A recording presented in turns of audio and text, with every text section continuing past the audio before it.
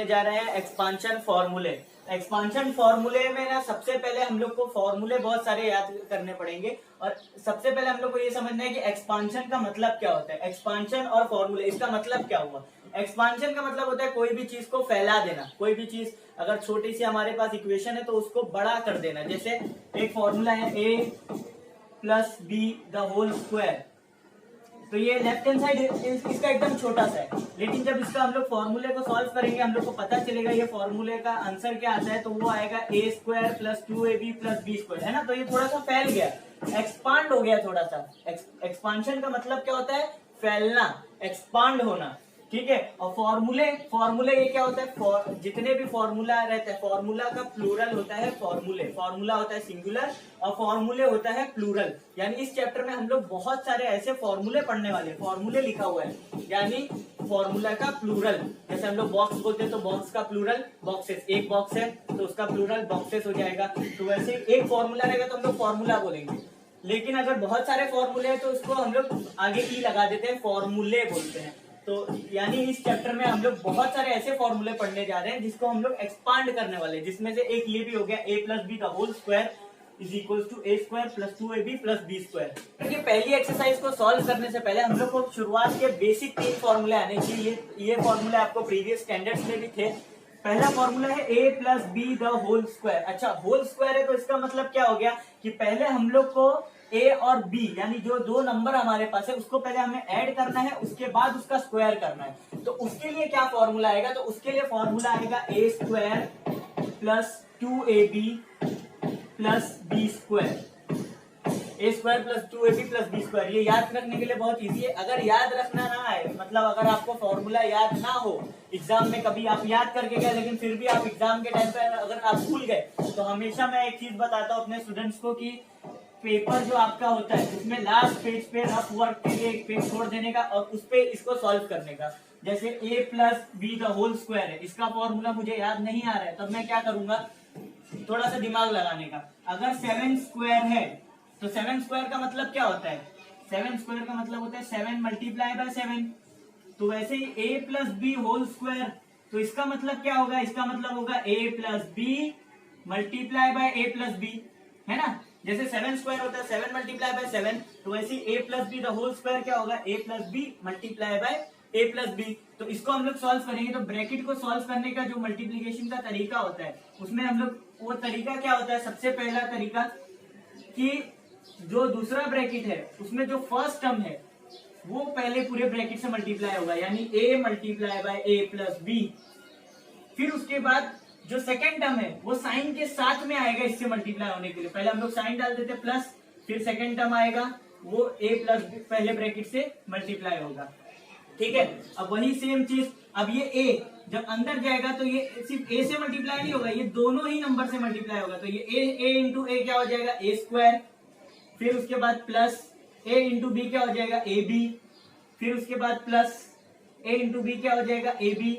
और ये b दोनों अंदर में जाके दोनों से मल्टीप्लाई होगा। तो पहले a से हुआ तो a b हो गया, फिर b इंटू बी तो हो जाएगा b स्क्वायर। अच्छा, अब ये भी a b है, ये भी a b है, a b plus a b क्या हो जाएगा, 2ab हो जाएगा। तो ये हो गया a square plus 2ab plus b square, ठीक है। तो फॉर्मूला अगर कभी एग्जाम में आप लोग भूल जाओ, आप लोग को याद ना रहे फॉर्मूला की कैसे, फॉर्मूला मैं तो भूल गया, याद तो किया था a plus B the whole square का, तो उसको इस तरीके से सॉल्व करना है, ठीक है। अब दूसरा फॉर्मूला हम लोग सीखेंगे, ये है a minus B the whole square का। तो a minus B the whole square के लिए है a square minus 2ab plus B square, ठीक है। इसका भी सेम तरीका है, इसको भी मैं उसी तरीके से समझा दूंगा कि इसको कैसे सॉल्व करेंगे। Minus B the whole square का फॉर्मूला कभी भूल गए तो इसको भी सेम तरीके से a minus B multiply by a minus B, इसको भी इसी तरीके से लिखना है। अब उसके बाद सबसे पहले ये सेकंड ब्रैकेट का पहला टर्म पूरे फर्स्ट ब्रैकेट से मल्टीप्लाई होगा, तो वैसे ही कुछ इस तरीके से a multiply by a minus B. अब फिर जो सेकंड टर्म है वो साइन के साथ आएगा, तो पहले साइन डाल देते माइनस की, फिर उसके बाद पूरे ब्रैकेट फर्स्ट ब्रैकेट के साथ मल्टीप्लाई होगा, है ना। ये a पहले होगा a माइनस बी से, फिर माइनस बी होगा a माइनस बी से मल्टीप्लाई। उसके बाद क्या होगा, अब ये a अंदर जाके दोनों से मल्टीप्लाई होगा, तो ये plus a multiply bye plus a square हो जाएगा। अब ये प्लस में है, ये माइनस में है। तो पिछले वीडियो में मैंने बताया था कि अगर प्लस और एक माइनस मल्टीप्लाई होता है तो आंसर माइनस में आता है। तो इसके लिए माइनस हम लोग डाल देंगे और फिर a इंटू बी क्या हो जाएगा, ए बी। वैसी सेम चीज यहाँ पे भी एक नंबर मल्टीप्लाई में जो दोनों नंबर है उसमें से एक माइनस में है और एक प्लस में है, तो आंसर माइनस में आएगा और a इंटू बी क्या हो जाएगा, ए बी हो जाएगा। अब ये माइनस में है और ये भी माइनस में, दोनों नंबर की साइन अगर सेम रहेगी, दोनों नंबर जो मल्टीप्लीकेशन में उसकी साइन अगर सेम रहेगी तो आंसर प्लस में आएगा और b इंटू बी क्या हो जाएगा, बी स्क्वायर हो जाएगा। तो A square minus A B और माइनस ए बी दो बार माइनस है, तो ये हो जाएगा minus 2ab plus B square. The whole square के बारे में बता दिया, a minus B the whole square के बारे में बता दिया। a plus B the whole square का मतलब क्या होता है, इसका मतलब होता है a plus B multiply by a plus B, है ना। तो हम लोग ने दोनों a प्लस बी को एक एक बार मल्टीप्लाई करके देख लिए कि उसका आंसर क्या आएगा, और a minus B multiply by a minus B इसको भी करके देख लिए कि इसका आंसर क्या आएगा।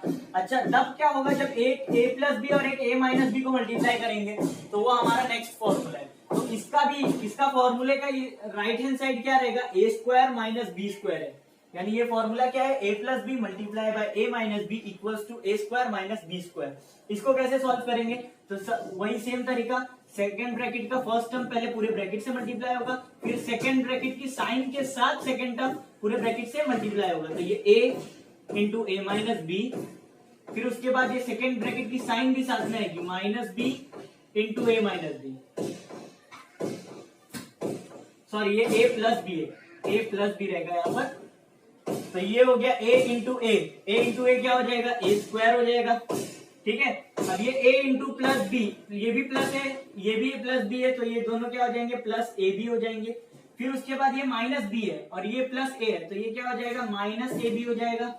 फिर उसके बाद ये माइनस बी प्लस बी, तो बताया था कि एक साइन माइनस की है एक प्लस की है, तो आंसर माइनस में आएगा और b इंटू बी क्या हो जाएगा, बी स्क्वायर हो जाएगा। और ये अब यहाँ पर देखने वाली बात है, ये प्लस ए बी है, इससे पहले वाले फॉर्मूले में हम लोग को मिला था एक प्लस ए बी और एक और प्लस ए बी, तो वो दोनों प्लस होके क्या बन गया था, 2ab बन गया था। फिर जो a minus B the whole square का फॉर्मूला था उसमें मिला था माइनस ए बी और माइनस ए बी, तो दोनों माइनस होके क्या बन गए थे, माइनस 2ab। अब यहाँ पर हम लोग को क्या मिला, यहाँ पर मिला है प्लस ए बी और माइनस ए बी, तो प्लस ए बी और माइनस ए बी एक दूसरे को कैंसिल कर देंगे, तो यहाँ पर आ गया 0, A square plus 0 minus B square, यानी वही हो गया A square minus B square. तो ये थे तीन फॉर्मूले जो हम लोग को फर्स्ट एक्सरसाइज स्टार्ट करने से पहले आना चाहिए। के तीन फॉर्मूले देखे थे, उसमें एक चीज कॉमन थी। उसमें क्या कॉमन था कि हमेशा हम लोग को जो दो ब्रैकेट मल्टीप्लाई करना था उसमें दोनों ही नंबर सेम रह रहे थे, यानी यहाँ पर अगर a है तो यहाँ पर भी a हो रहा था, यहाँ पर b है तो यहाँ पर भी b रह रहा था। लेकिन जो चौथा फॉर्मूला हम लोग पढ़ने वाले उसमें एक चेंज है, उसमें चेंज ये है कि कोई एक नंबर ही सेम होगा और बाकी जो दूसरे टर्म है, जो सेकंड टर्म्स है दोनों ब्रैकेट में, वो अलग होंगे। जैसे यहाँ पर x और x है, फर्स्ट टर्म दोनों ब्रैकेट का सेम है लेकिन जो सेकंड टर्म है वो अलग अलग है। तो ऐसे सिचुएशन में क्या आंसर आएगा वो हम लोग देखते हैं। आपके टेक्स्ट बुक में एक एक्सप्लेनेशन दिया हुआ है तो उस हिसाब से मैं आपको समझाता हूँ। जैसे x प्लस ए और x प्लस बी को हम लोग को मल्टीप्लाई करना है तो आंसर क्या आएगा, तो वो थोड़े से ज्योमेट्रिकल तरीके से समझाया गया है कि अगर मान लो कि हमारे पास एक रेक्टेंगल है, उस रेक्टेंगल का लेंथ जो है वो है x प्लस ए, ठीक है, और ब्रेथ जो है वो है x प्लस बी, और मान लिया है कि इतना पार्ट x है, सपोज करो कि इतना पार्ट x है, तो अगर ये इतना पार्ट x है तो ये कुछ इतना भी x ही होगा, क्योंकि x दोनों में है ना, x तो उतने x की वैल्यू उतनी ही रहेगी। तो ये हम लोग ने मान लिया कि ये x है, ये भी x है, ये भी x है, तो ये बन गया x साइज का एक स्क्वायर बन गया। अच्छा, अगर ये पूरा x प्लस ए है ना, उसमें से ये इतना सा पार्ट x है तो ये बचा हुआ क्या होगा, ये बचा हुआ पार्ट a होगा। तो हम लोग मान लेते हैं कि ये इतना पार्ट a है, ठीक है, ये इतना पार्ट हम लोग का क्या है, a।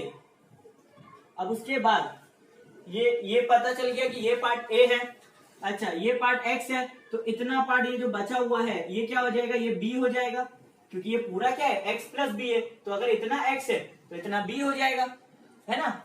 तो अब उस हिसाब से x ये हमारे पास क्या बन गया, x का एक स्क्वायर बन गया, इसको हम लोग नाम दे देते x स्क्वायर, ठीक है, क्योंकि इसका एरिया हम लोग को कैसे मिलेगा, एरिया ऑफ स्क्वायर का फॉर्मूला क्या है, साइड स्क्वायर। तो अगर इसकी साइड x है तो इसका एरिया क्या हो जाएगा, एक्स स्क्वायर हो जाएगा। तो हम लोग ने यहाँ पे लिख दिया एक्स स्क्वायर। ठीक है, अब उसके बाद यहां पर एक रेक्टेंगल में यहां पर एक बनाता हूं।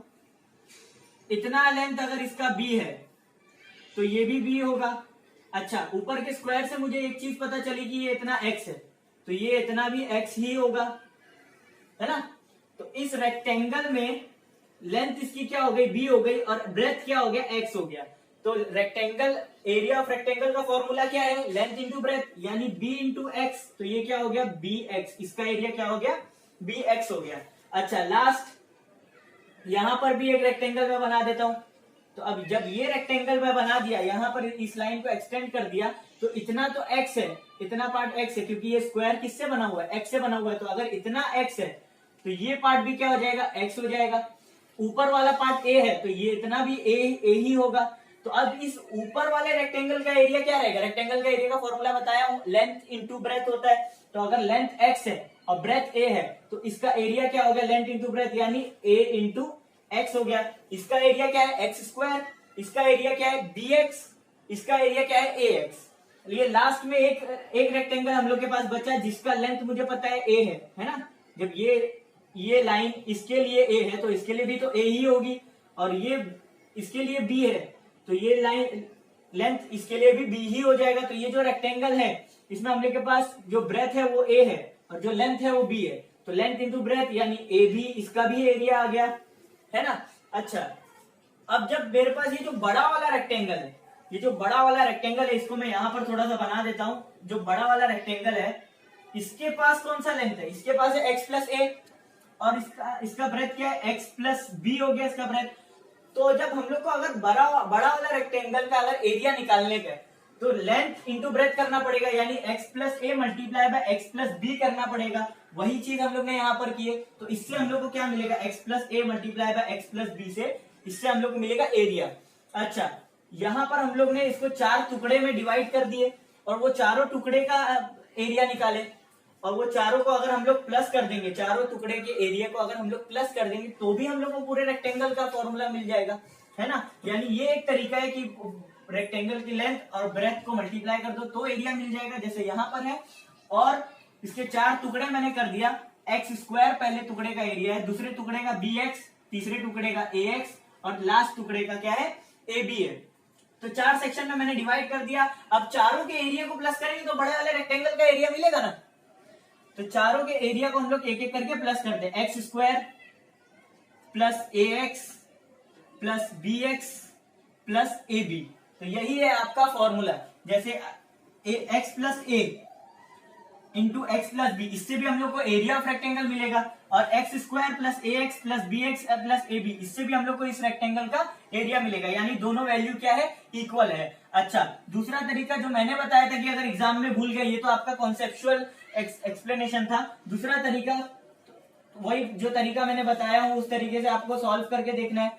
रफ वर्क का जो पेज रहता है एग्जाम में लास्ट पेज पे, तो सबसे पहले क्या करेंगे हम लोग, सेकंड ब्रैकेट का फर्स्ट टर्म को लेंगे, उसको पूरे ब्रैकेट से मल्टीप्लाई कर देंगे। फिर सेकंड ब्रैकेट का सेकंड टर्म साइन के साथ आएगा तो ये प्लस बी एक्स प्लस ए हो जाएगा, है ना। अब उसके बाद ये x अंदर जाके दोनों से मल्टीप्लाई होगा तो ये x इंटू एक्स क्या हो गया, एक्स स्क्वायर हो गया। फिर ये a इंटू एक्स क्या हो गया, ए एक्स हो गया। फिर सेम चीज b इंटू एक्स क्या हो गया, प्लस बी एक्स हो गया, और b इंटू ए क्या हो गया, ए बी हो गया। तो वही सेम चीज है।